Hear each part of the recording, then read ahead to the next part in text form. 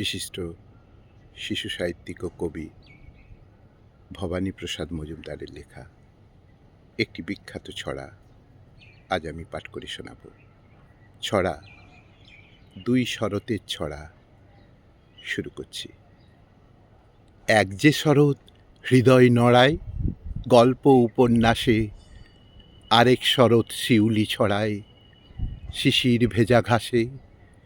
এক যে শরৎ দুঃখ ব্যথার চালচিত্তির আঁকে, আরেক শরৎ কাঁসর ঢাকে দুর্গা মাকে ডাকে।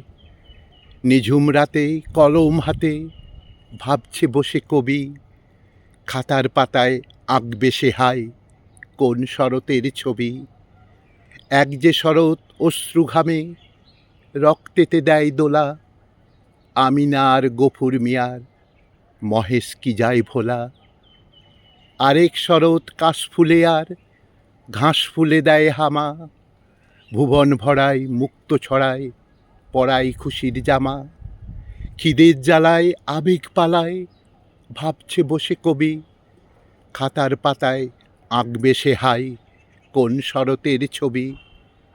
এক যে শরৎ বুক ফুলিয়ে শোনায় পথের দাবি, দু চোখ বুজে নেয় সে খুঁজে রুদ্ধ দ্বারের চাবি।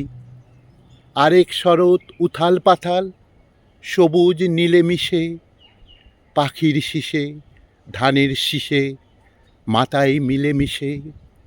গভীর দুঃখে মলিন মুখে ভাবছে বসে কবি, খাতার পাতায় আঁকবে সে হায় কোন শরতের ছবি। খাতার পাতায় আঁকবে সে হায় কোন শরতের ছবি।